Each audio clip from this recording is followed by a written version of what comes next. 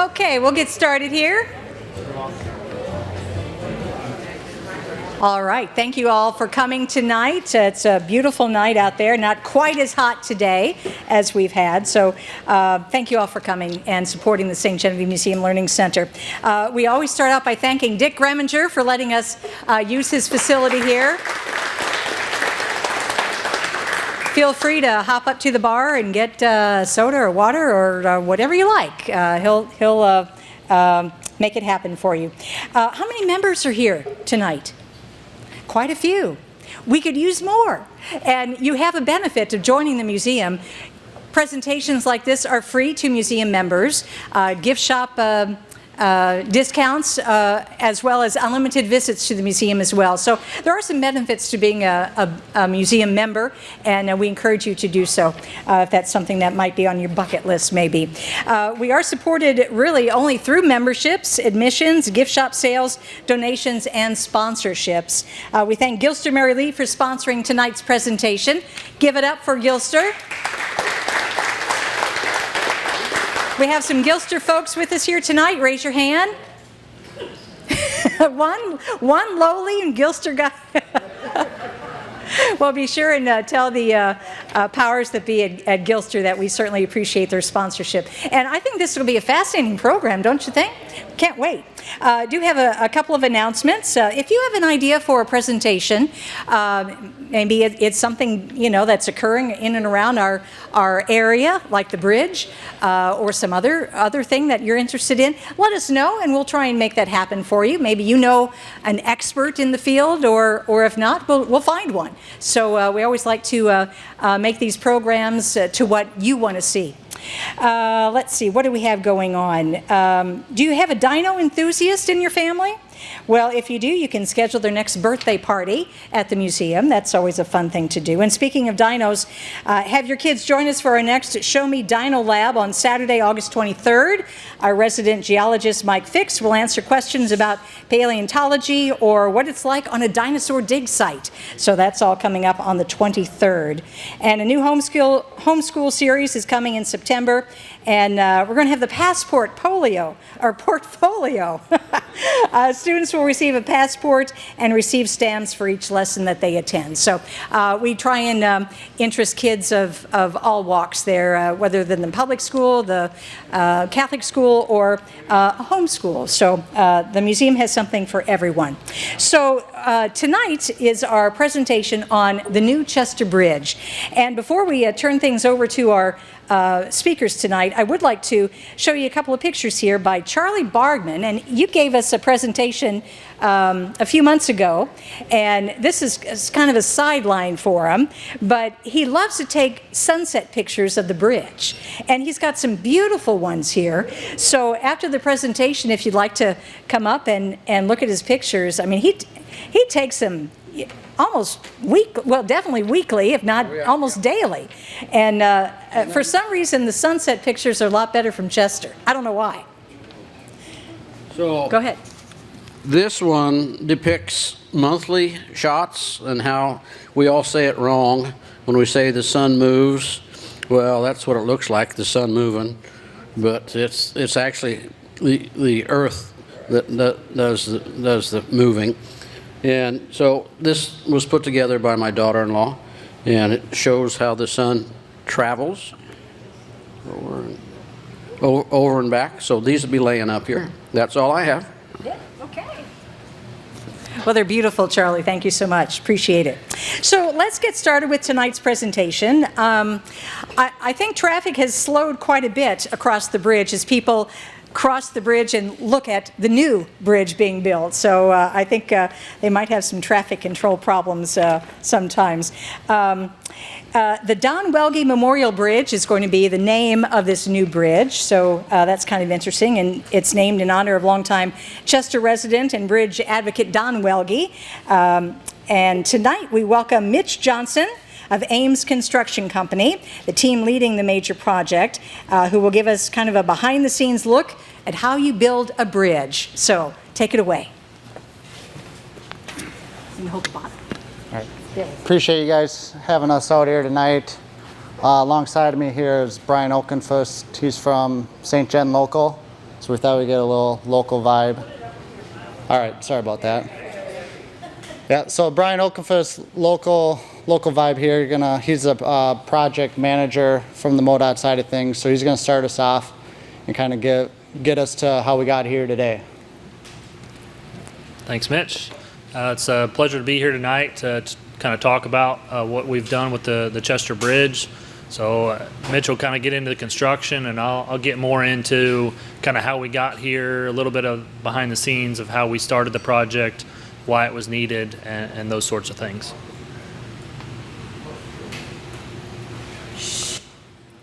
I think we can go to the next one. I think most of us know where the bridge is. Louder, please. Sure. So you can see here the bridge for most of you, I assume are local, but you kind of know where the bridge is, just south of Chester, a little bit north of Perryville. We'll go ahead and go on to the next slide. So one of the things that when we developed this project, we knew there was a lot of complexities. You can see them all kind of listed here. The airport is obviously very close. The flight path runs right past the bridge. So that was one of the challenges for the design team. How are they going to address height restrictions imposed by the FAA? We also had the Boysboro levee crossing. For those of you familiar with the area, you know the levee gate is there. Every time the river comes up really high, then we've got to close the levee gate. Then we've effectively closed Route 51. So part of this project was to raise the elevation of the roadway approach so they'll no longer need the levee gate, no longer have to close it, won't have that risk of a levee gate there as a possible weak point in the roadway. So that was one of the things we worked on. We worked with many of our partners, with the U.S. Coast Guard for navigation clearances. We also had some challenges on the Illinois side. We've got the Union Pacific Railroad there. We've got Seeger Memorial Park, which is where the Popeye statue is, and also some cultural resources in that area. So we really, on the Illinois side, really had to be careful about how we tied in, make sure we don't damage any of those things. Also, something that you all are probably familiar with is the seismic concerns of this area. We always talk about what happens if that big one comes. So we made the designers kind of account for some of that seismic activity, that potential. And also there was some challenging geology in the area. So this is kind of represents some of those challenges with the FAA. You can really see that flight path goes right past the bridge. The new bridge is actually moved just slightly upstream, so we're just a little bit closer to that, but the design team was able to come up with a design that would lower the height of the bridge towers. So if anyone's familiar with a cable stay structure that's down in Cape Girardeau, there's basically 2 towers. In this case, they went with 3 towers. Part of the reason of doing that was to lower the overall height of the bridge that was required to help us with those FAA clearances. So here we can kind of see some of the navigation clearances. The existing 2 650-foot spans, one's considered the main channel on the Illinois side, the other's considered the auxiliary channel on the Missouri side. So we talked with the Coast Guard. They indicated, and we were already pretty well aware, that the pier on the Illinois side frequently gets hit. About every 2 years or so, a barge will hit the structure. We'll have to run out there with our inspectors, make sure nothing's seriously damaged, and then reopen the bridge. So they wanted us to push that pier 75 feet closer to Illinois. They also recommended we push the center pier 75 feet closer to Missouri. So we put that as a design requirement on the design build contractors. We also went back to the Corps for some flexibility. They give us a secondary option of a single 1,050-foot span and omitting the auxiliary span. So that was kind of one of the unique things about this project was we set it up for what's called a design build delivery method. So instead of us designing a set of plans and then putting it out for bid, we basically solicited contractors, qualifications based, and said, here's the requirements of the bridge, this is what we need you to do. And the contractor teams up with a designer, and they submit proposals based on the parameters that we've set, and then ultimately we select a best value proposal. It allows some more flexibility. With structures like this, we don't necessarily always have the best solution. So we put it out there for a range of contractors to all submit their proposal, and we selected Ames as the best proposal. So go on to the next one. So I talked about the seismic concerns. That's kind of what the New Madrid Fault looks like. So we're really close to that there in Chester. It really kind of drove the design. There's a lot of different structure types that they could have chosen. They could have went back with a truss bridge. They could have they did go with the cable stay. They could have done a tight arch structure. Ultimately, the cable stay structure was the most flexible, which gave them the ability to resist some of those seismic loads. Next. So this kind of shows you the existing structure. It also shows you the geological diversity of the area. On the right-hand side, you can see the Illinois side. The rock is very shallow. As you get over to Missouri, the rock is about 140 feet deep. From a design standpoint, that's a real challenge because you want your bridge sitting on solid rock if at all possible, especially since that soil on Missouri side is considered liquefiable. So if you get that big earthquake, the soil could literally liquefy and you'd lose all your strength in your soil. So their design, and Mitch will go into the details, but their design will go all the way down to rock on the Missouri side, 140 feet deep. So to start the project, we came up with some goals, pretty simple. We want a structure that's going to last 100 years. We want to do low maintenance. We've got to obviously replace both the Chester Bridge and the Horse Island Chute Bridge, which is the approach bridge leading to it. We wanted to provide a safe and reliable transportation solution for all modes of transportation. So again, we were thinking about the airport, the barges, and the vehicles on the bridge as well. And we wanted to do that in a timely manner. The bridge is in poor condition for those of you who have been across it recently. So we wanted to get it done no later than December 1st of 2026. Currently, we're on track to open to traffic by July of next year. And then obviously we want to deliver the project safely. So this is kind of what the bridge structure is going to look like. Again, a 3-tower cable stay structure, 1 pier on the Missouri bank, 1 in the center, and then 1 on the Illinois side.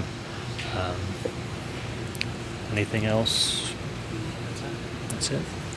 So with that, I'm going to turn it over to Mitch. Yeah, any questions at this point before I turn it over to Mitch and he goes into some of the details?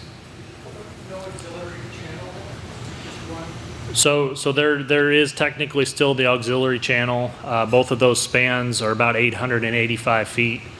So they're plenty big for an auxiliary span.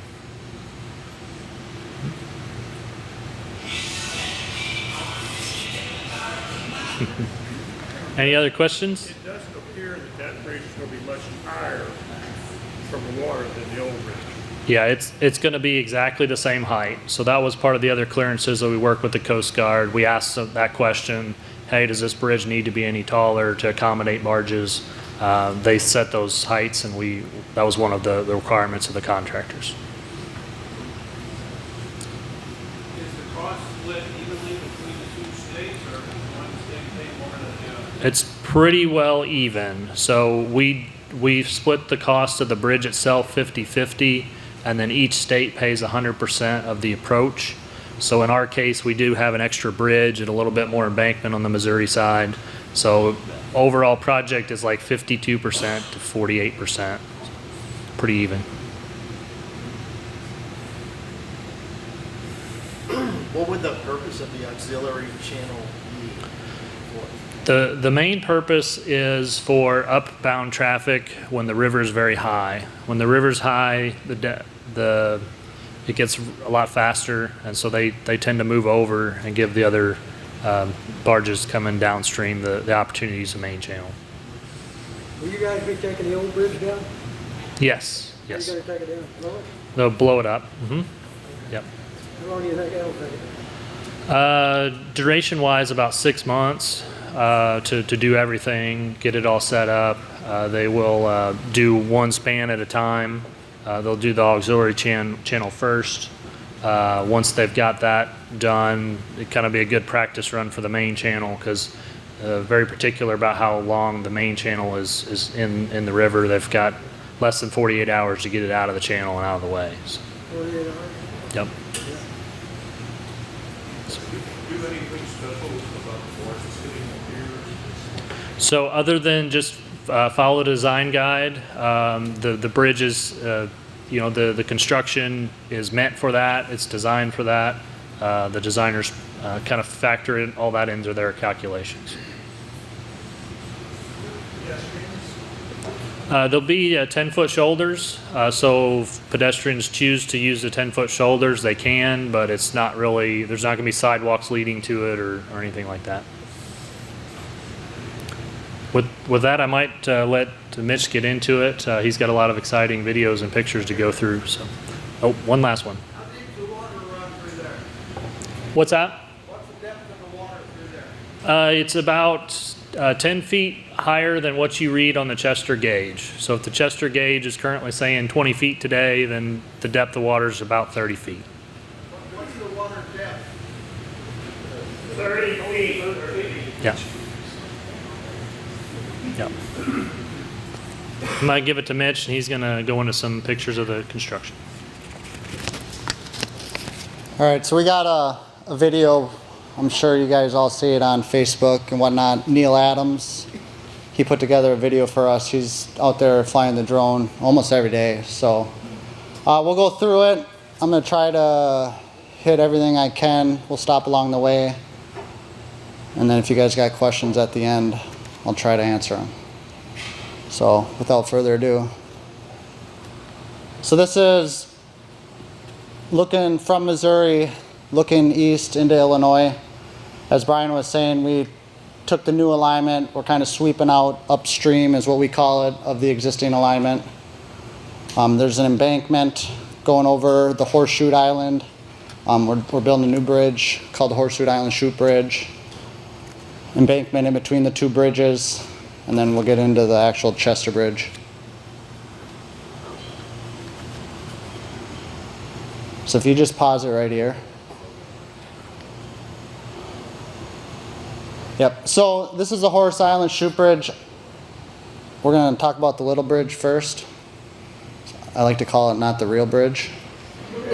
But just a lot of things we're doing on this bridge. You can see it here. We did a lot of things, similar things on the big bridge, just to a larger scale.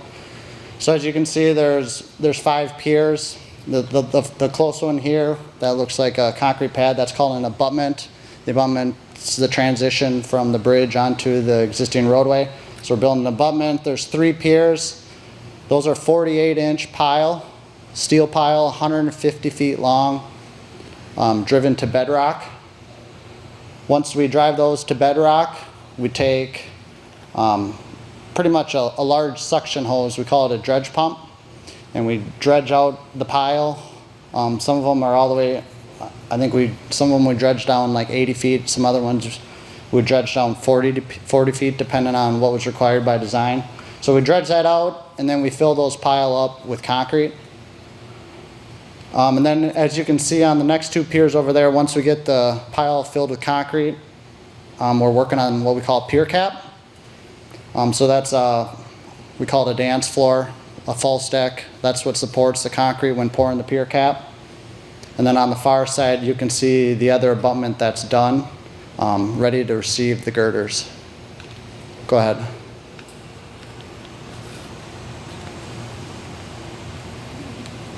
So we built this causeway. You can see it's underwater right now, but we built the causeway where that excavator's driving. That's just to provide another access in and out of the project.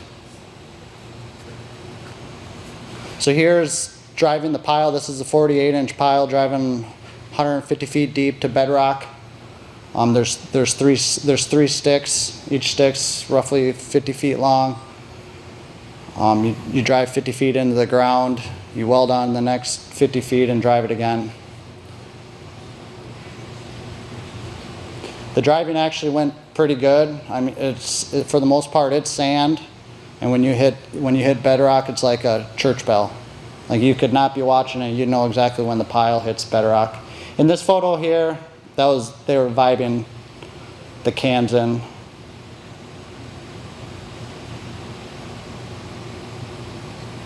So same thing here, just driving them down. Here's where we were filling the pile with concrete. So that's after we got done dredging. That's a pump truck.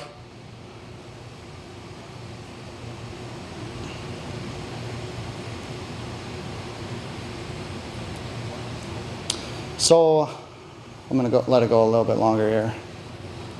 So we actually did this a couple weeks ago before the water came up, but this is the first part of setting what you call the superstructure.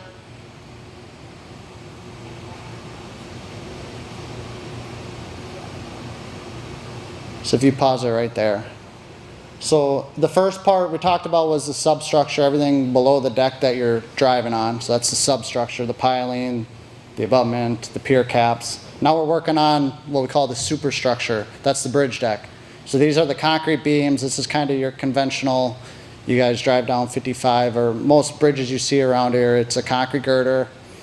And then once the concrete girders are placed, then we'll put decking down and we'll pour an actual concrete deck on top with rebar inside it. So that's what's going on right now. We did the same approach on the first couple spans of the real bridge. Go ahead.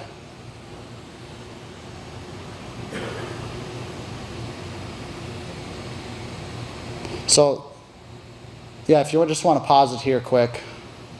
So now we're getting into the Mississippi River Bridge. So we're looking, once again, from Missouri east into Illinois. The first two spans are the same approach we were looking at earlier, which is just your conventional concrete girder or pier cap, concrete girder, cast in place deck. And then the next three spans, or sorry, the next four spans are the stay cable bridge. So we'll spend for this first part kind of just looking at the conventional decking again here. So go ahead.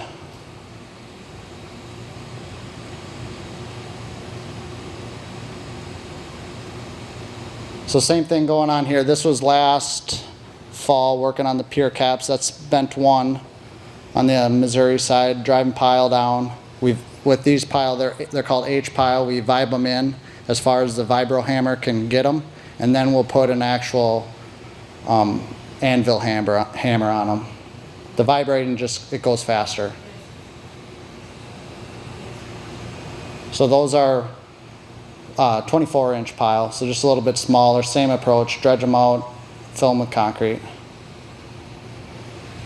Those go on the new embankment. So part of this construction in between the two bridges, we did haul in 300,000 yards of embankment. That was ongoing throughout last year and then this spring as well. So there's that dance floor. We build a lot of it on the ground. We'll get it all built up on the ground and then we'll lift it up in place with the crane. That supports the rebar, as you can see there. It supports the form, and then eventually it supports the concrete itself. So a lot of weight.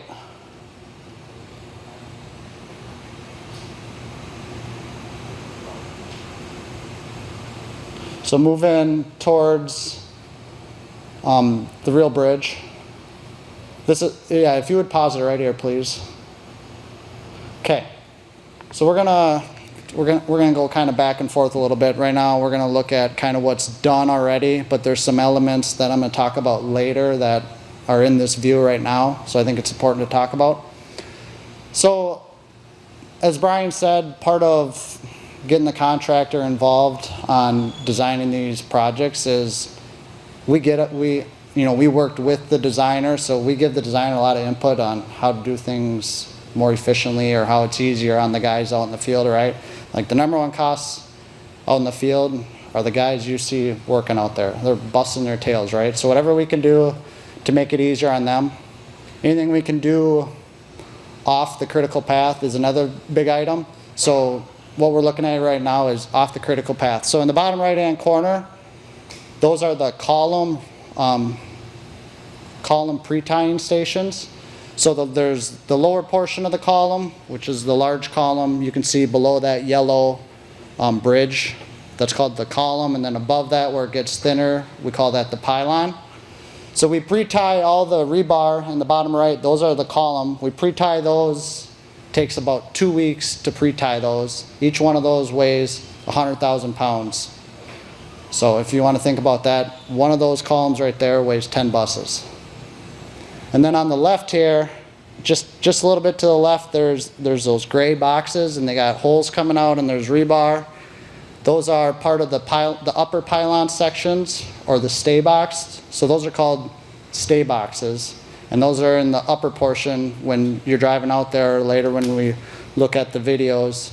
Those are where the strands and the stay cables come into the column, and those take all the load from the bridge up into the stay box, and then eventually transfer it into the pylon itself.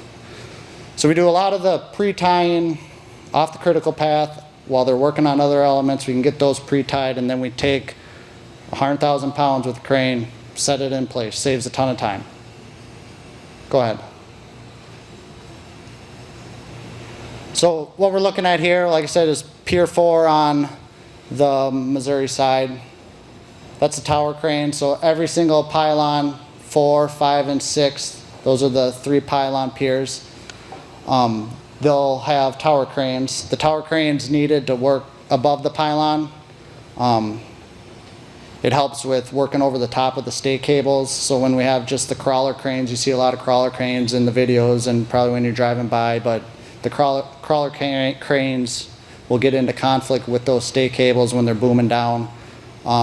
So the tower crane just allows us to work above, over the top of everything. So this is, like I said, this is Pier 4. This is, last summer to last fall. Tower cranes was put into place. You can look down, and we're just finishing up, trying to finalize Pier 4. I'm gonna have you stop right there. Okay. So once again, so there's one of the stay boxes. So the strands go into those holes, and the cables, there's a big anchor head in there that the strands go into, and all the load from the strands are transferred into that anchor head into the column itself. So the guys are up there.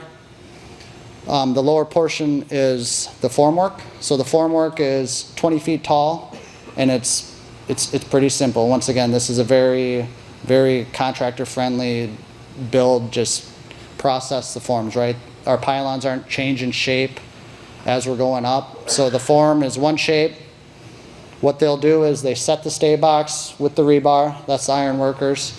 They'll set the stay box and the rebar. They'll take them about 2-3 days. And then we'll come in, we'll grab the form with the crane, and in one swipe just pull the form up 20 feet.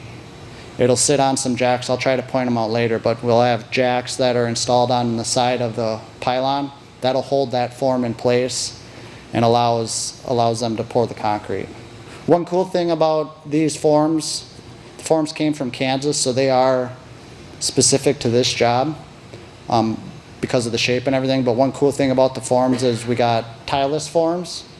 So normally you have forms and you have a wall here and a wall here, and guys are throwing ties through the side, so as you pour concrete's pushing on the forms, they take the load both directions. These are tieless, so we don't have guys 170 feet up in the air, or for this matter 250 feet up in the air, trying to hang on the side of the form and put ties through it.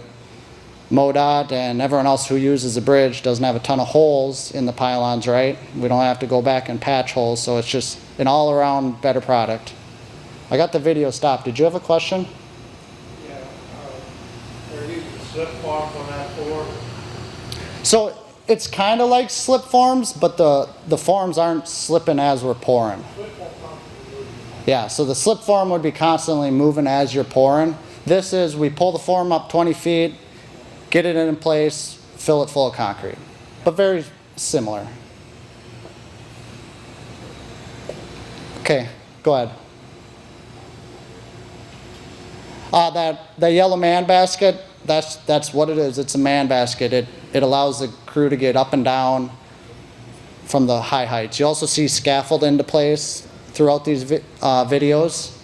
So The guys and gals like to use man baskets. Obviously, it's less steps, right? 250 feet up in the air. But we have to have the scaffold in place in case a crane were to break down, or you have to have your secondary form of access. So here we're lifting the concrete into place. That's a 5-yard bucket. So once again, put that into perspective. That is roughly 4 buses. And it's not 5 yards. Yep, so 20,000 pounds.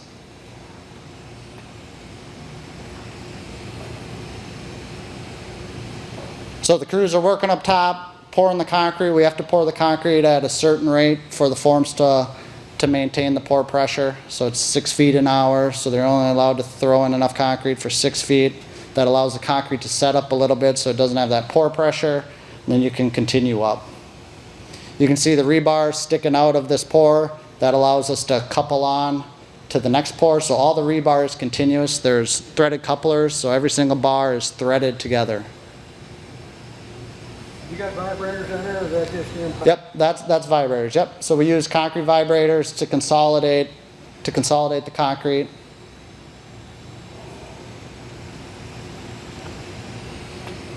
So those pours are about 70 yards. So about 14 times that crane's got to go up and down per pour. So here's the stair towers we were talking about. Once again, just secondary form of access.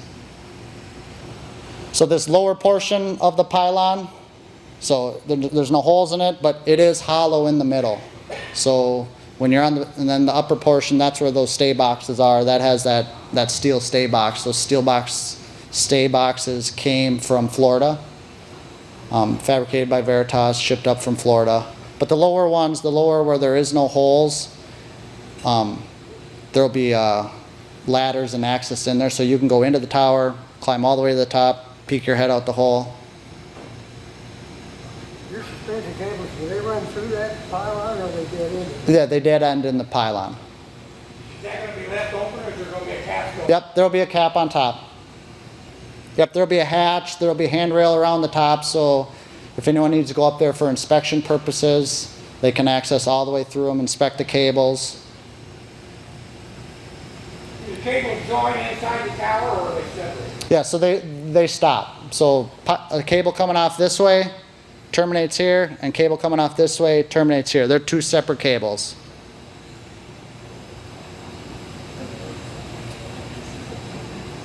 Yeah, so that guy right there sitting on top of that is roughly 250 feet off the ground.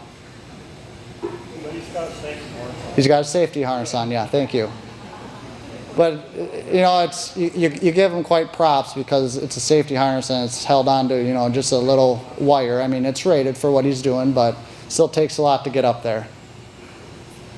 So this is back to the conventional decking. This is from the Missouri abutment out to Pier 3. This is what Horse Island Chute, the first bridge we looked at, will be the same thing. So this is a cast-in-place deck. You can see the darker lines is the concrete girders, and then kind of that lighter gray is what we call stay-in-place decking. That's what holds the concrete and the rebar in place. It's like steel corrugation. Yep, steel pans, corrugated steel pans. So we pump the concrete onto the deck. That yellow machine, it's called a bid well. So the concrete gets dumped in front of the bid well. The bid well has an auger that helps place the concrete, and then right behind that auger is a nice smooth drum. So it finishes the concrete to the grade of the deck. So that bid well it can put cross slopes in it. It can be straight. It could have a cross slope in it. You can see it right there working. And then on the back side, the finishers kind of finish it out, any low or high spots. And then what you see here is a cure. So that's a white pigment cure. So your sidewalks, you see walking around town, it's white, not because concrete's white. It's because the cure is white. Let's pause. So they finish the deck with the white cure. And then we have to put burlap on it, wet burlap on it. It helps prevent the deck from cracking and delaminating from the concrete, or the concrete surface delaminating. So right here, kind of the same thing. We're a little bit ahead of, we'll see a lot of this later, but this is called the infill pour. So we're back on the stay structure. So this is the infill pour, and they're pouring infill concrete around those rectangular panels. So those panels, which I do not have any videos on, are the deck of the bridge for the stay cable bridge. So those panels are precast, 357 of them, 40,000 pounds a piece. How many buses is that? It's 4. So When you get to the middle of the bridge, heading toward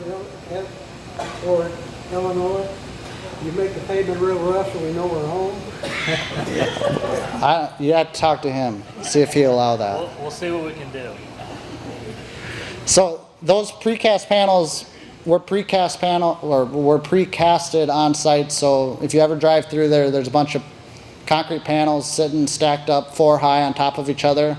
We're precasting the deck ahead of time, back to the get things off the critical path. So what helps with that is when we start setting steel, and you'll see when you guys come out, when you drive by in the next 2 to 3 to 4 months, this fall, there'll be a lot of stay cable and steel erection going on. This allows us to have those deck panels done long ahead of time. We can just set them up there. They're sitting on a little bit of foam. We set them up there, and then what happens is you pour this infill pour and ties those panels to the girders all together. So that concrete right there is really fast strength concrete, 8,000 PSI in I should step back. It's 5,500 PSI in 24 hours. It gets hard, and it gets hard fast. The design is 8,000. So the reason it gets hard and it gets hard fast is we place the panels, and then we pour the concrete, and if the concrete doesn't get hard fast enough, the guys stand around and look at each other and say, what are we going to do today? So we need to get it hard so they can get rolling on the next step. All right, you can move forward. Can you explain how Oh. that helps with the seismic? The way that it's put together, does that help so that it has? Yeah, so the help with the seismic is a lot through the cable structure itself. So if you were to walk up there today and put your hand on one of those cables, you can feel that thing move. So a lot of the movement's through the cable structure itself and in the bearings and in the expansion joints. It's a lot less rigid of a structure. All right. So you can see the cables going connecting into the steel down below there. So this is back again on the Missouri side where what I'd call landing onto Pier 3. So prior to setting that steel, that steel and that deck was hanging out there 400 some feet, not held up by anything other than the cables. So now they're setting the structural steel onto bent 3. It'll sit on bearings. And that's where that expansion joint will be, where the bridge moves back and forth.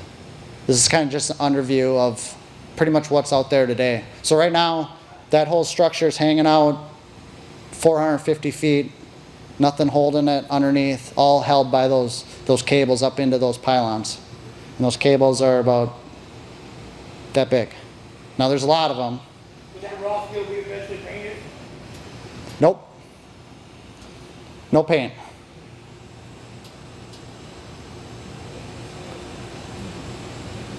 We tried getting Brian to do like a cool orange or a blue. I got overruled by the bridge inspectors. But just to point on the steel, it's actually a weathering steel, so it's designed to corrode. It gets a patina, which is like a very fine coating that prevents it from continuing to rust. We did request that the contractor coat the outside, because when we snow plow, we push all that salt and snow off the edges. Some of it'll fall on the outside, so we did request them to paint the exterior, but the interior will remain that weathering steel. So this is the finished deck off of the bent 4 cantilever. So this is a completed cantilever. We'll get into the cantilever construction a little bit later. So this will stay this way for 9-12 months. Call it 9 months. So what it's waiting for right now is the cantilever construction from 5, which is in the center of the river, to come across and join in the middle, where we'll eventually put a chunk of steel in the middle and tie it all together.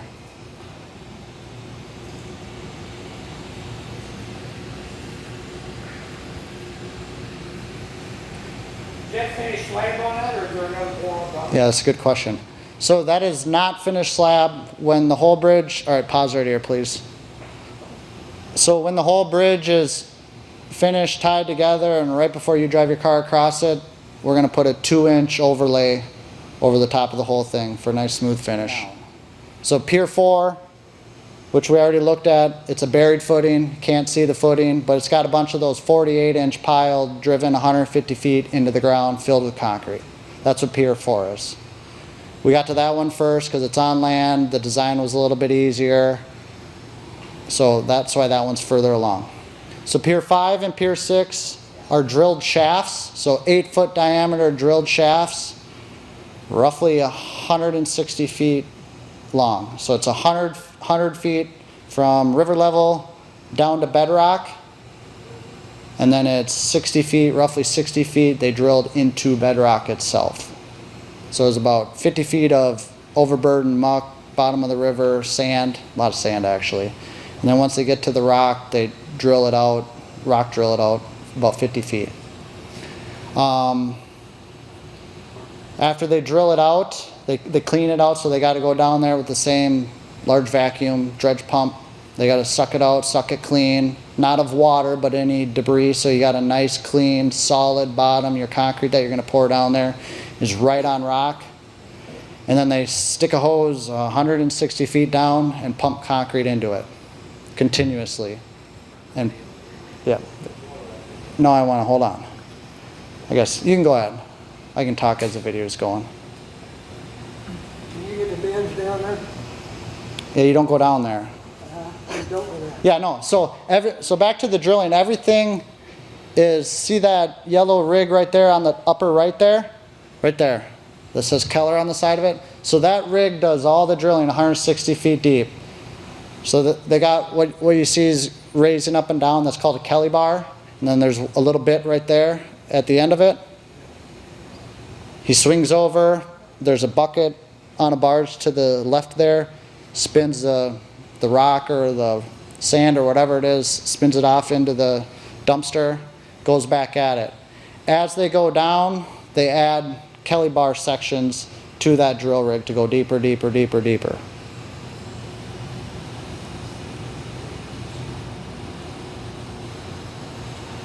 So eventually what we'll see is, so all those piling are sticking high up out of the water so we can do this above water, right? Eventually what you'll see is the footing itself is down at the bottom of the river, buried below the bottom of the river. So as you can see right here, we had, I forgot to tell you, prior to placing concrete, we drop in about 120 foot rebar cage, once again pre-tied. They take 2 cranes and invert it up. All right, pause right here. All right. They invert that cage up, drop it in there. They got to hang it into place, pour it, fill it up with concrete. So this right here is a cofferdam. In my mind, one of the coolest things we do in construction. So these guys, when they're out there, are, I mean, when the river was high, they were 50 feet below water. So what happens is we got the drilled shafts put in place, and then we set these rings so you can see kind of like a perimeter beams around the outside. That's the structure of the cofferdam. So you set those perimeter rings around the outside, that creates a rectangular shape of the cofferdam. And then they take the sheets, which is the zigzag corrugated sheets. Those are 85 foot long. Take a vibro hammer, vibe them down into the river, and they all interlock. That creates your water seal, or it's supposed to. Right, Brian? You'll find out at doesn't seal so well. So He asked a question about the bends earlier, so you wouldn't have those issues with an open cofferdam. yeah, correct. So everything we do building with the cofferdam is everything's in the dry. They're 50 feet down underwater, but they're in the dry. So they put the cofferdam in, put the rings in. We excavate out roughly 15 feet. So what we have to do is create pretty much a counterweight. So water has pressure, especially when it's 30, 50 feet underground or underwater, right? High pressure down there. So we excavate the cofferdam out, the bottom of the river out, and we dump a ton of concrete, 2,400 yards of concrete. And we did this when the river was high. And you have to do it continuously, so there's no gaps in between your lifts, or else it creates, areas for the water to get through. So we continuously poured 2,400 yards of concrete over 30 hours straight. Normally we'd pump it out there, we'd take a slick line, like a 4-inch steel line, and just, it'd be on barges all the way out there, and then we'd have a pump on shore and we'd pump that concrete out there. Well, the river was so high we couldn't hold everything in place, so we did it at 5-yard buckets at a time. We had 8 of them, so they're on a barge, there'd be 4 or 5-yard buckets. We'd fill them up, barge and the tug would push out there. So to step back a little bit, we would put it into a concrete pump, because you couldn't get the truck close enough to the river because it was so high. We'd put it in a concrete pump it into the buckets. Then the barge would push it out to the middle of the river. Crane would grab it, dump it in a hopper. That hopper sits over top of another pump, dump it into that pump, and then that pump dumps it into the bottom of the river. So the guys and gals did that for 30 hours straight, 2,400 yards, 5 buckets at a time, or 5-yard buckets at a time is what I say.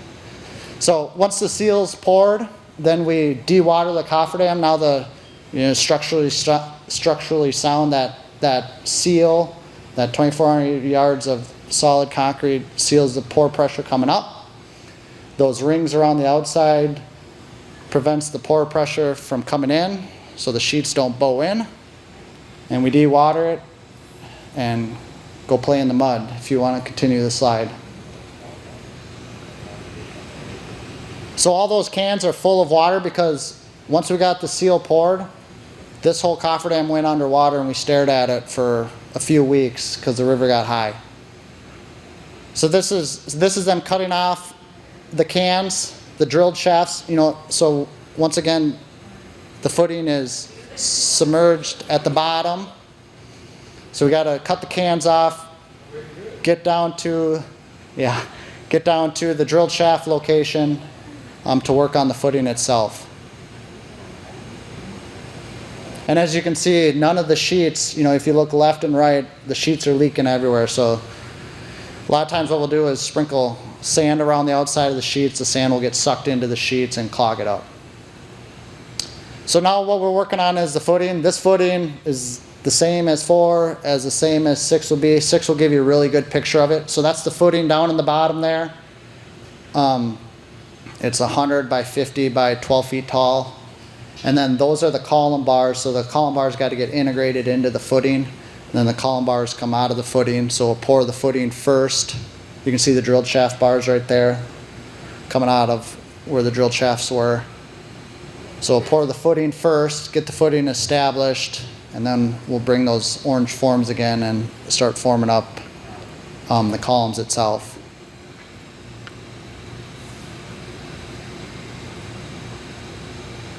So once again, you can see all the couplers on the rebar. All the rebar is continuous, so every single piece of rebar has got to get screwed together.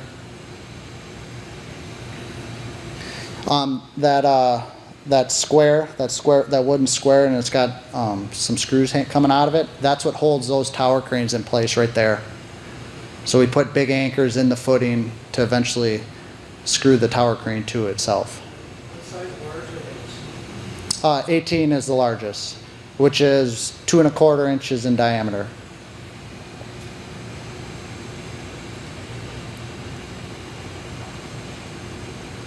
You saying all them connections are threaded? They're all threaded, yep. Okay, pounds a foot. What's that? 14 pounds a foot. Number 18 bar. Yeah. Yeah, a typical 40-foot bar weighs roughly 1,600 pounds each, just one bar. So look at the blue tubes on the right. I'll touch base here in a little bit. I'll have her stop the video. So right here, go ahead, you can stop. Can you stop the video, please? Thank you.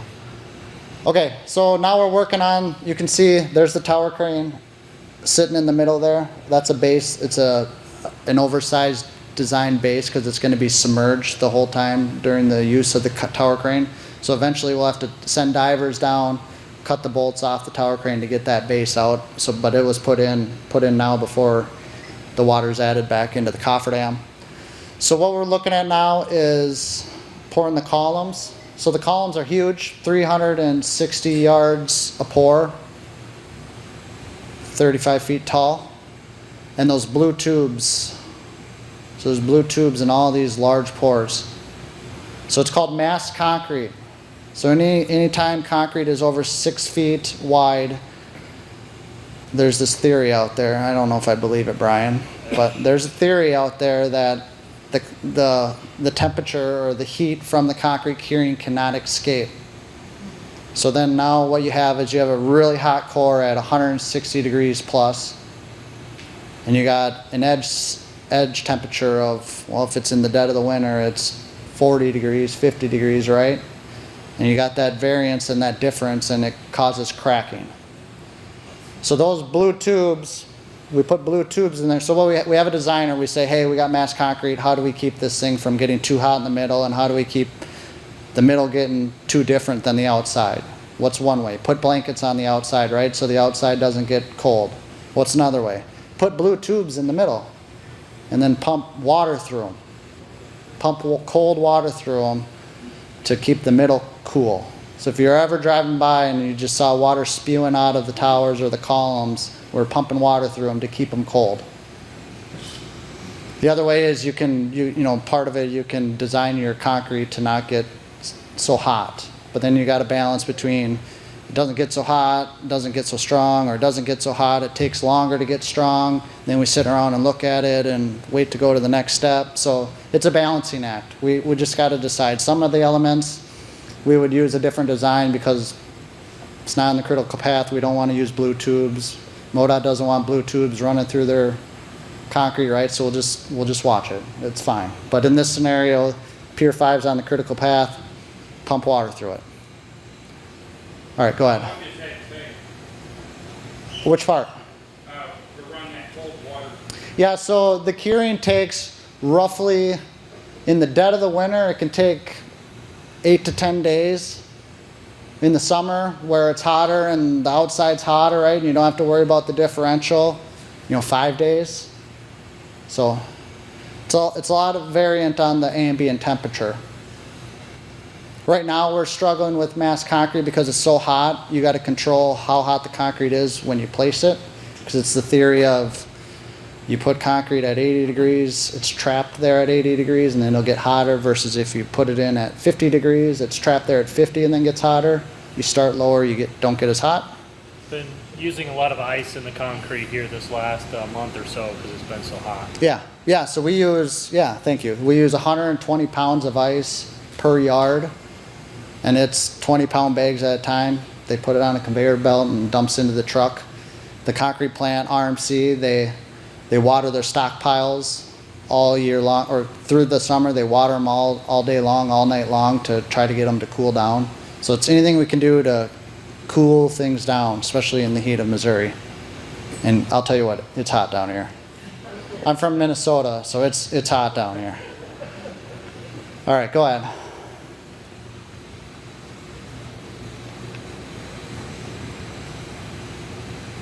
So yeah, same process here. You can see the barge buckets up on the top of the screen. There's that hopper that sits over the pump truck. Push it out to a crane, dump it into the hopper, pour it into the form. So same thing here. All those cages were pre-tied on land or on a barge, and then once it was fully assembled, flown into place, and then what they're doing is putting the finishing touches on it. Which once again, oh, you want to stop right here? I'll just touch base on it quick. In the middle there, you can kind of see the white forms. So if you're wondering how we get the lower portion hollow without the boxes, it's a white, similar as the outside orange forms. The inside, the only reason it's white is because if it was black, it'd be really hard to see in there. But those forms, nothing more than they push open to make the form of the concrete.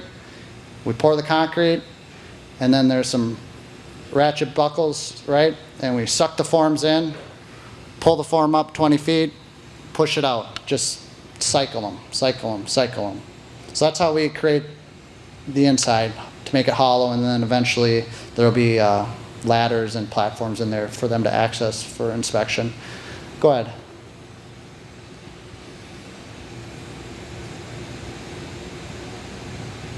So same here, just looking over the top of Pier 5. My boss it always drives him nuts how many barges we have out there. But I always tell him we can't walk on water. So it takes a lot to get the material and get the people and get the equipment out into the middle of the river. If you're ever wondering why those sheets are still there, that's nothing more than to protect our work. It's really to protect the tower crane so debris and stuff doesn't get hung up in there. We'll pull them out, once we get done with 5.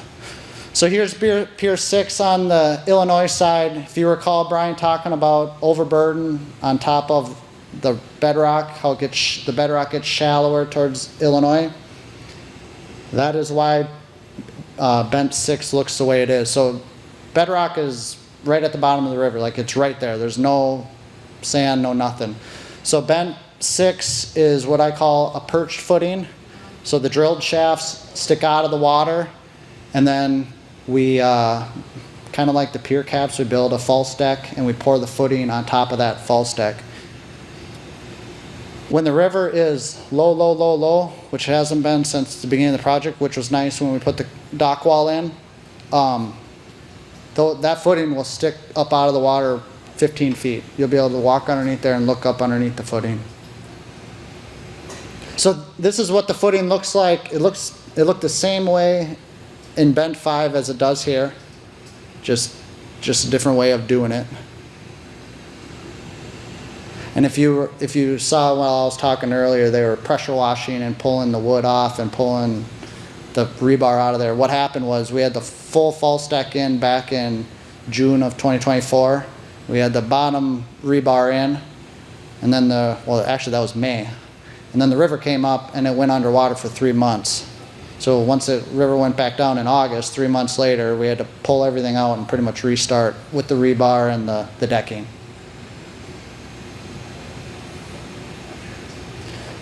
So same thing here, we had to use cooling tubes on this pier. So maybe you drove by, that one was kind of cool. There's a bunch of PVC coming outside and water was pouring everywhere. We poured this footing in 2 lifts. That helps with the design of the dance floor below it. Once you get your first 6-foot lift in, then that 6-foot lift could support the upper 6-foot lift. So we worked with the designers and worked with MoDOT on, getting that into place. That was really, really helpful for sure. That's a dock wall.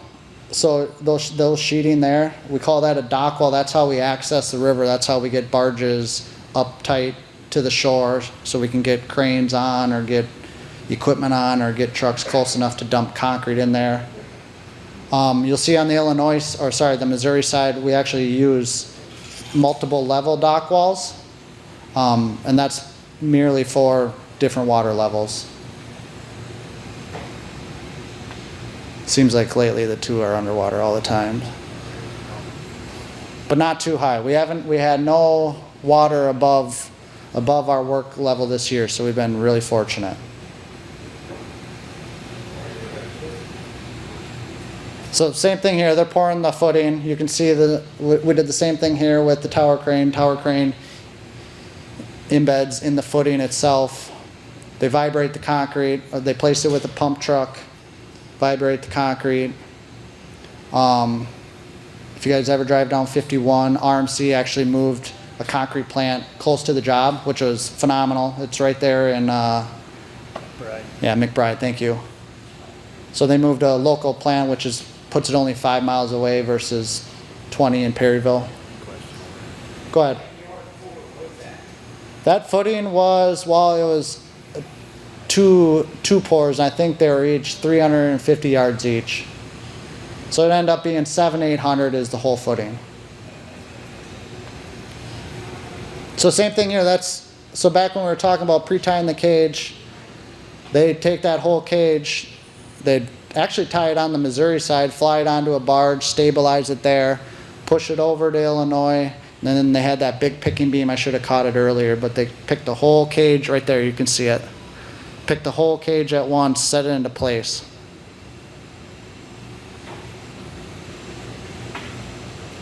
We try to cycle, you know, it's nice with 2 columns, so while we're pouring concrete over here, we try to be working on rebar over here, and then the iron workers can go over here and put rebar here while we're doing formwork over here. That's the ideal.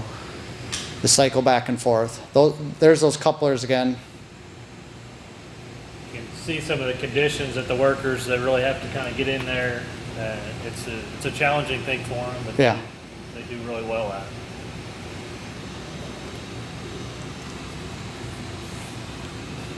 Yeah, I mean, the challenge, probably one of the most, aside from the river, one of the most challenging things on the job is access. Every single day we're talking about how are we getting out there.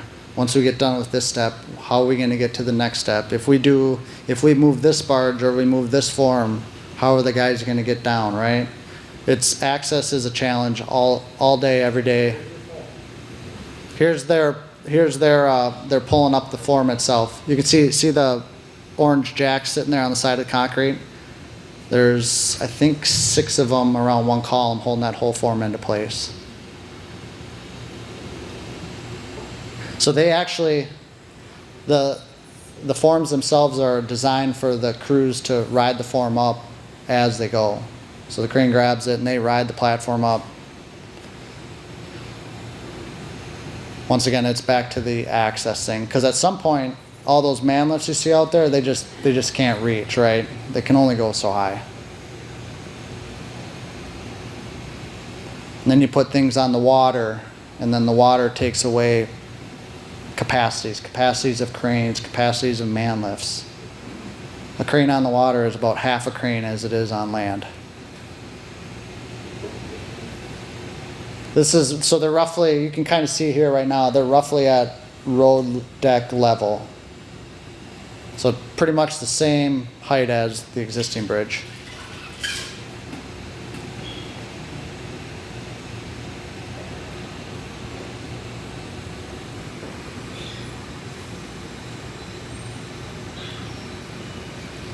So there isn't much room on the Illinois side, so most of the stuff we do is on the Missouri side. We receive most of the materials, everything like that, and then everything gets pushed over. The Illinois side's really challenging. There's not a lot of room. The river moves very, very fast over there. There's no overburden on top of the rocks, so to get our spuds and our barges and everything like that to hold in place there it's very challenging.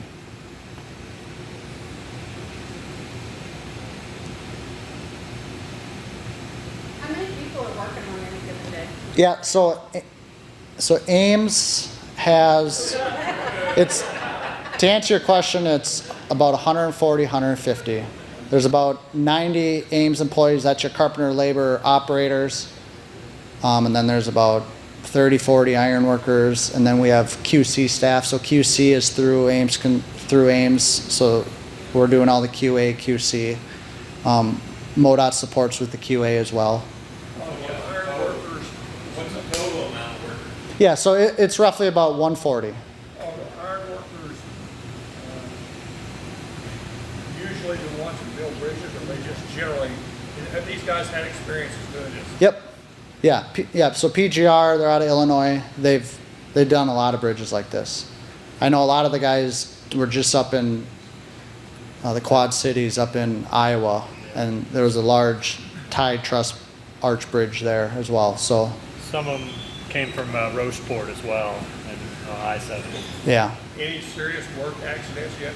nothing yet. We've been very fortunate. It takes a lot of trust on the operator when you see that 5-yard concrete Absolutely. coming in here. Yep. You have to trust the guy on the other end. Yep. And the operator ain't seeing anything, right? So it's all radio communication. One thing I find pretty cool, so I know I said I came from Minnesota, but of the work being done out here, if there's 90 Ames employees, 80 of them are local, which is awesome. They're building the bridge that they're going to use moving forward. Minnesota, you work on the 35W bridge going over Minneapolis? In Minneapolis itself, I was in high school. So no, I did not. But there is one guy that is down here on the project that he helped with it. Yeah. Your accident rate? It's 1 point something. It's almost just below 1 which is what our goal is. We try to get around 0.75.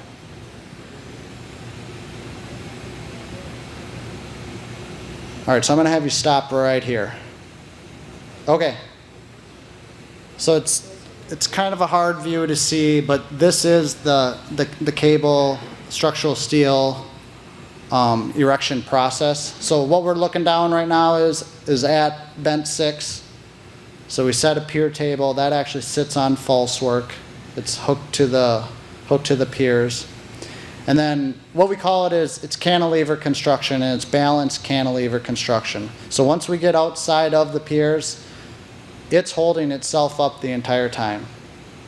So in this picture here right now, what would be done is on the right, there's a 45-foot chunk of steel, 120,000 pounds. That gets set up there, bolted to the steel that's in place. Then we go to the other side, set that 120,000 pounds of steel. Now we're balanced, right? Okay. Then we put the cables in. The cables hold the steel up for when we put the panels. The panels weigh everything, right? Each panel weighs 40,000 pounds, and there's 6 of them per side. So we put the cables in. We're only allowed to put a couple strands. So I'm going to step back. In those cables are a bunch of strands. So, and each strand is roughly about that big, if you guys can see that. So in those cables are a bunch of strands about that large, probably about, I'm going to call it a quarter in diameter. So like in this scenario right here, there's 19 strands that'll eventually be in that cable. And the farther out you go, the Yep. more strands there'll be. And that just kind of comes to how the forces work out. The more horizontal you are, the more cables you need to support that same amount of weight. Correct. So every single strand across the whole bridge in the cables, right? The cables are the white, the strands are inside the white. Every single strand, little strand, has the same force in it across the whole bridge. Just the further you get out, you add more strands. So once the steel is set, we put the white pipe up, the stay pipe up is what we call it. We put in a couple strand, usually about 4. And the only reason we can't put more is because you overstress the steel itself. So you put the strands in. Then we go to what they're doing right now. You can kind of see on the left side. They start piecemealing in the precast panels. So the precast panels fill the holes within the steel. You'll do that on the left, you'll do that on the right. And then the guys will go back up and they'll fill the cable with the rest of the strand. So in this scenario, there's 19 strand in those cables. They'll tension those. Go ahead. Yep, so the last one has 54 strand. So there's 19 on the first ones and 54, or is it 47? I think it was in the 40s. Yeah, I think it's 47. I'm going to correct myself. It's 47. So the last ones have 47. But the individual ones from the beginning to the end all have roughly the same force. You just add more strand. Do the strands go in individually Yeah, that was a great question. Because it depends, like in our scenario right now, it depends on structure to structure. But on the structure out here, they go in individually. So envision you got a steel plate and it's got a bunch of holes in it like cheese, but perfectly lined up, right? There's a steel plate up top that is oriented the same way with the same holes. If this strand goes into number 1 here, it goes into number 1 up there. So the strands never crisscross either, and they go one at a time. So there's a winch at the top of the tower, goes down through the tower, down through that pipe, down to the bridge deck. They hook onto a strand and pull it up. Then there's workers down at the bottom and in the tower, and they have, they're on both ends, and there's like little wedges. It's hard to imagine, but there's little wedges that hold that cable into place. So they take a monostrand jack, is what you call it, a hydraulic jack, and they grab onto that cable and they pull that cable to a minimum of 5,000 kip. 5 kips, thank you, not 5,000 kip. 5 kips. So that's the minimum to get that wedge set itself. So ultimately, when you let go of that strand, right, that strand wants to shoot back down because it's got all the force on it, but that wedge grabs that cable and seats itself into the anchor head itself. So it's a cable, it's a little wedge, and if I showed you the wedge, you wouldn't believe it because there ain't much to it. Cable wedge, 5 kip. Eventually we pull them to like 10 kip, but that's roughly the process. Go ahead. What's that? Yeah, so they're pulled. The cable are pulled. So each individual cable, you put a jack on it, and that jack pulls, it stretches the cable. And then because there's a wedge in place, when you let go of it, that wedge holds it at that stretched force. Does that make sense? Okay. So after the cables are installed, the panels are installed, some more cables are installed, and then they work on pouring the infill, which is what we talked about earlier. You can see the gaps in between the panels. So they pour the infill, that hardens to 5,500 PSI minimum. We'll pull on it a little bit more, and then we'll go to the next step. So for the most part, everything's driven by geometry. So as we're setting steel and we're putting cables in and we're pulling cables, those cables are pulling up, right? They're pulling the steel up and the bridge deck up, and then we set some more panels and it goes down, and then we put some more cables in and it pulls back up.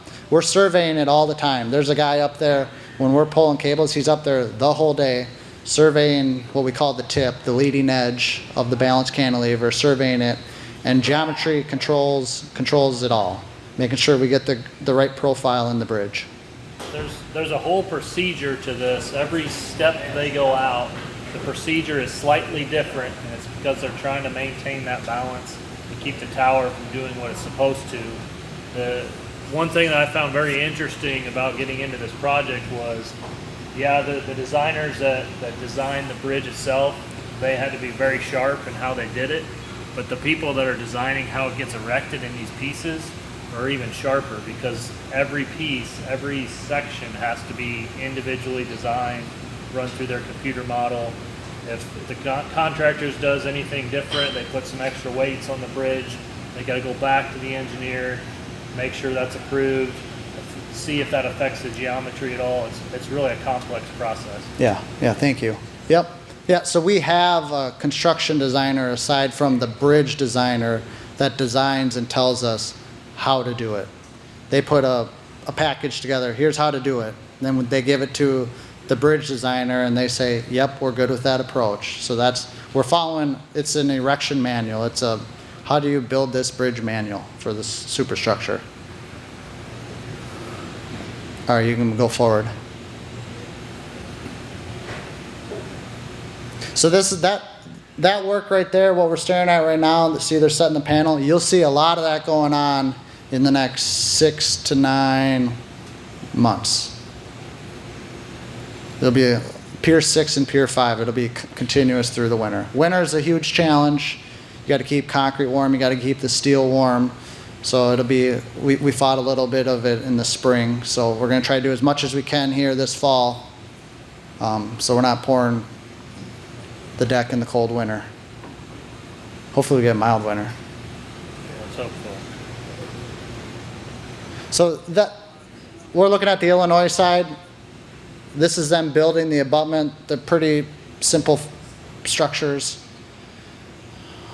For lack of better words, it's a chunk of concrete. This one's sitting on bedrock. Once again, bedrock shallow. It's sitting right on bedrock, and that's going to support the girders that sit on top of it. We had to put a retaining wall in place. I don't think you can see it in this photo anymore, but we had to put a temp shoring is what you call that, put that into place to support the roadway next to us so we can excavate down. You can see it right there on the left. So that's piling into rock with some timber lagging to support the road. So this is Illinois looking back to Missouri. Bent 7, same thing, there's your dance floor. Those columns are a little bit different, so that's not the pipe sticking out of the ground. Those actually have a drilled shaft under each one of those columns, and then it's a concrete poured column on top.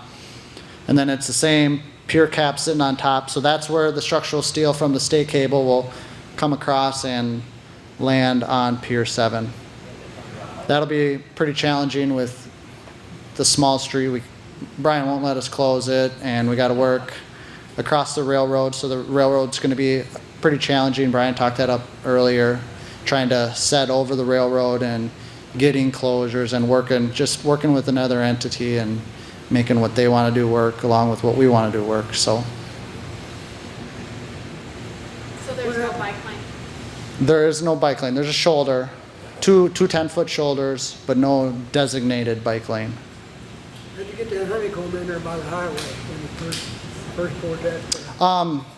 Are you talking about on Illinois side? Yeah.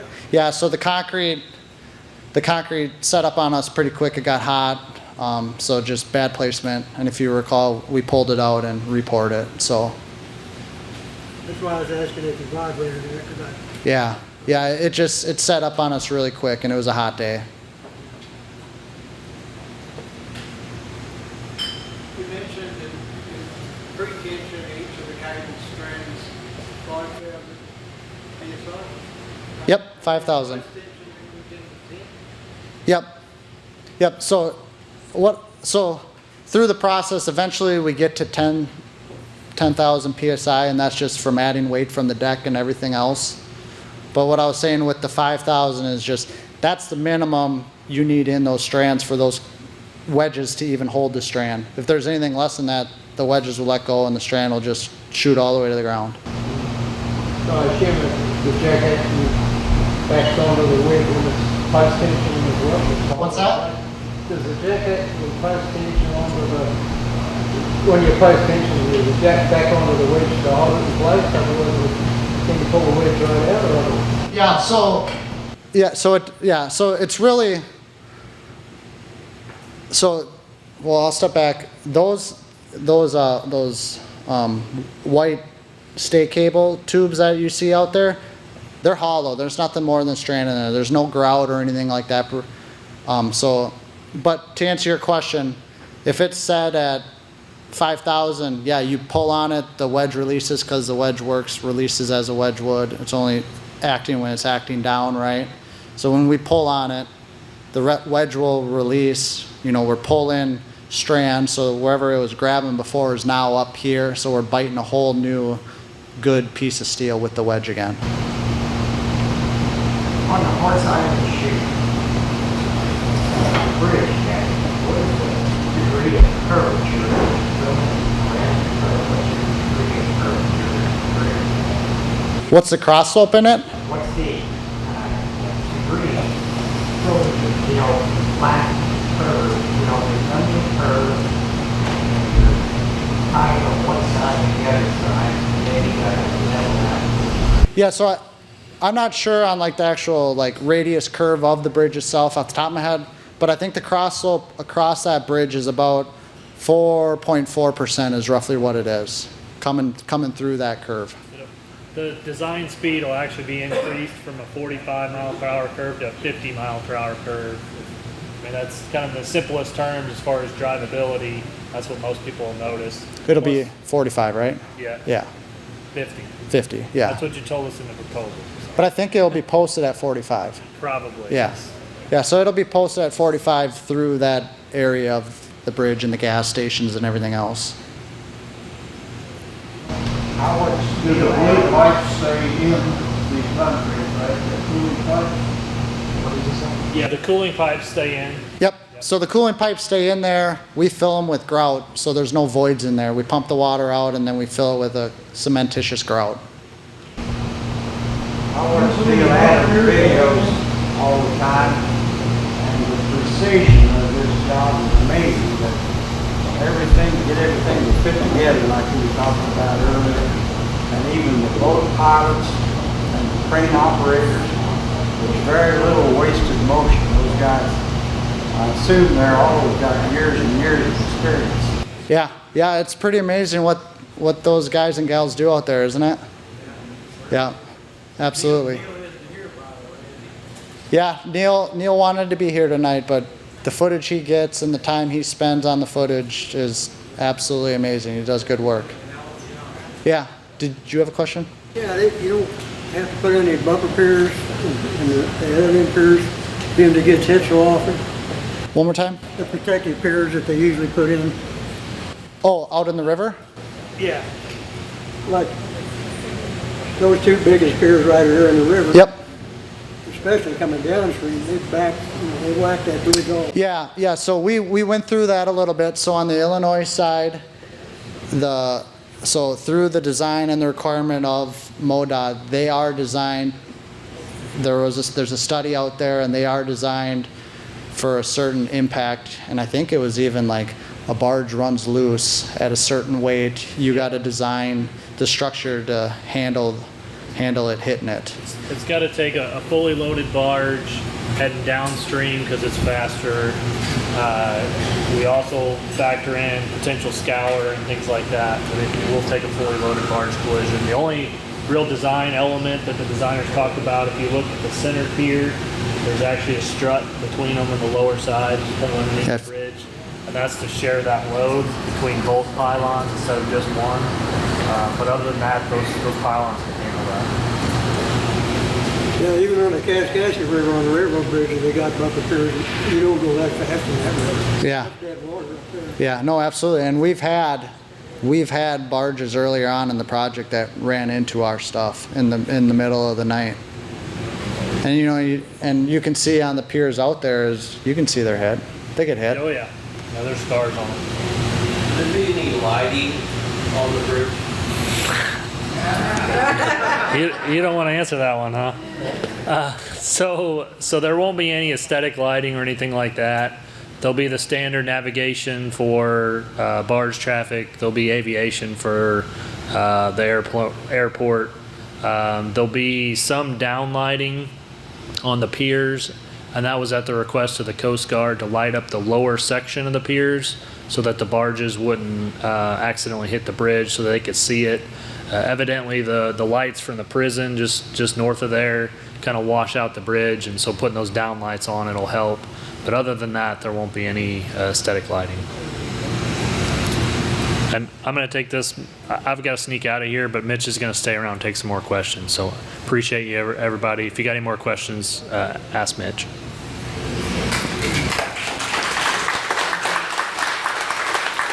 Thanks for coming. Appreciate it. I'm sorry, how many lanes again? Two 12-foot lanes and then two 10-foot shoulders, or a 10-foot shoulder each side. I've got some questions. Yeah, go ahead. I've got lots of questions. That was fascinating. One, did you make a scale model that you would know what to do, or is it just all on paper that you know what to do? So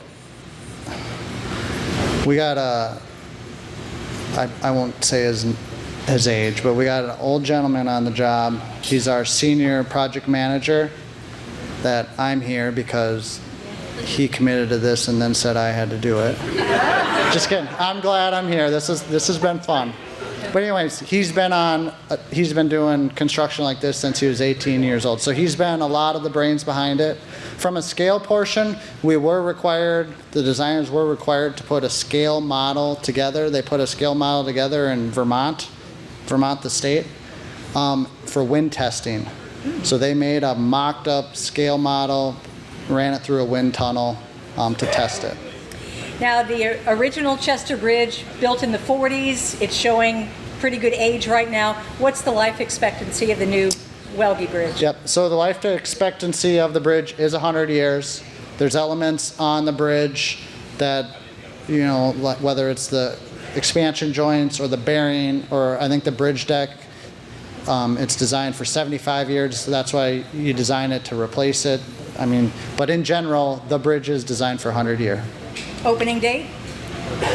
I'll give you a month, July of 2026. Okay, a year from now, not bad. And I thought it was fascinating too. The workers, do they bring their lunch up there? Yeah, some of them do. You notice the Johnny on the spot's 250 feet up, right? Yeah, some of them do. A lot of them, this time of year, if they can get down and get in the shade, absolutely. Wow. So, yeah. Any more questions for Mitch? What's it called? What's the cost? $284 million. Which is I've done some bridges before. This is a very economical bridge for the kind of bridge you're getting out of it. Absolutely. What's the current traffic count? I think it's 3,000 and some cars across there a day. Brian would have known that answer. But I think it's roughly that. One more on the drone footage, which was, I agree with the gentleman over there, Neil Adams did a fantastic job. Is the drone footage you got, is that just a nicety, or do you actually rely on some of that to really see what's taking place? No, that's purely Neil having passion for the bridge and trying to get it out to the public. He came to us early in the project and said, hey, I'd like to constantly film this, and yeah. But you don't really rely on seeing that? No. Okay. No. Yeah, go ahead. Will there be a point when we cannot cross the bridge? Is that point? Nope. Nope. So you'll inflow the old one when the new one's ready? Yeah, so there'll be a small phase where one lane of traffic will be going down the new, one lane of traffic will be going down the old. That'll allow us to tie in the ends in Missouri and Illinois, but the traffic will never be shut down. What month are you planning? July of 2026. No, imploding the old. Shortly after that. So if we open in July of 2026, I'm just going to say August, September would be the demo portion. And the demo portion, if anyone's wondering, we're going to blow it up. At least the two main river spans. And it'll happen in two phases. We'll blow one span up first, drop it into the river, pick it out in pieces with cranes, and then we'll blow the other span up. The reason we're doing it in two is we're only allowed to shut the river down for 48 hours due to the Coast Guard. So we're going to practice on the auxiliary channel, get really good at it, and then it'll happen way differently when in the main channel. We're going to try. Go ahead. Is there going to be an opening ceremony like what they had with the museum parade in St. Louis? Yeah, absolutely. Yep, so the two cities, Chester, along with Ames and Perryville, we've had a couple meetings now, but we're planning, there's going to be an opening ceremony. I think they're planning some pretty cool things. I think they're trying to do maybe some food trucks, a 5K run, some memorabilia. Yeah, the locals, everyone's pretty excited about it. Go ahead. Spoke about removing the metal out of the river. What about the concrete that's there?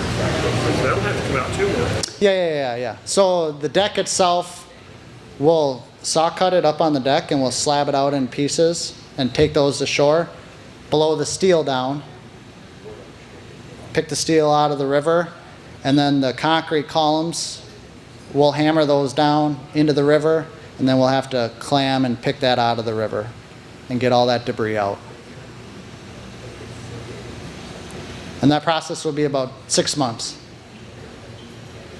What's the ton rating on the crane, the big red one? Yeah, so there's 300-ton cranes, and then that big red one, it's a 330-ton crane, but the way it's configured, it's got a counterweight that slides in and out. It's good for 435 ton. Does the crane come close to the FAA height restriction? Close, yeah. So through the process, we had to submit permits to the FAA telling them how high we're going to put our tower cranes, the yellow tower cranes, and then the permanent structure itself. But we went through all the permitting to get that approved. Was the demolition of the old bridge part of the original bid? Yes, yep, it was all one package. Yep. Do you have an estimated ton of what the steel that's in the old bridge? Not off the top of my head. No, I not off the top of my head. I don't. That's a good question. I don't know that one either. Is there a sidewalk on that bridge? Can you walk? There's not a sidewalk, just a shoulder. You can't walk across it. No. You can walk across the old one. Way back when. Well, you could walk across this one way better than you can the one right now. So I came to fruition. So the steel stay boxes, which we talked about, there's about 2.1 million pounds of steel there. And then the steel for the steel going across the bridge is like 7 million pounds. And that's all coming, the steel going across the bridge, that's all coming from Wisconsin. So it's coming down, what, 14 hours, something like that? You did mention about the deck on the new bridge, it's 2-inch overlay. Is that concrete or asphalt? It's a concrete material. It's called a silica fume overlay, so it's a low slump silica fume concrete though. How much is the product of building the bridge is made here at SA? 99.9% of it. So it is required because it's federally funded, state funded, that it has to be US made. So all the steel on the project is US made. You are allowed to have a certain, it's like a 0.5% of the contract to not be US made. But on this project, all the US steel, or all the steel is US, concrete's obviously US.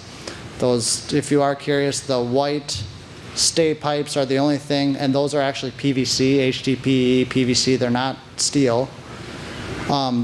Those are a proprietary design by a European company. Because stay cable bridge started over in Europe, and they're used a lot in Europe. So they have a proprietary design. So those pipe actually come from Thailand, but everything else it's required to be U.S. made.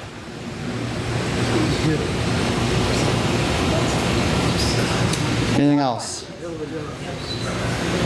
All right, I'm going to take 3 more. Then you can pull me to the corner if you got any more. Go ahead. Where did you get all your concrete? Is that local, or do you have companies come in to do that? That's a lot of concrete. Yeah, so it's RMC. I think they got a plant in St. John, right?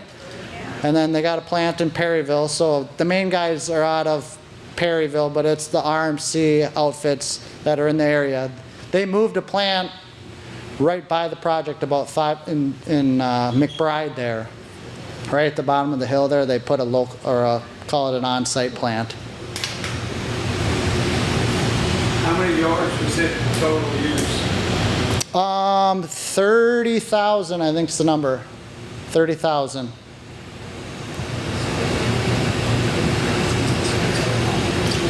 Final question? You said one more. All right. Okay. I had to restrict them, and then they didn't ask it. We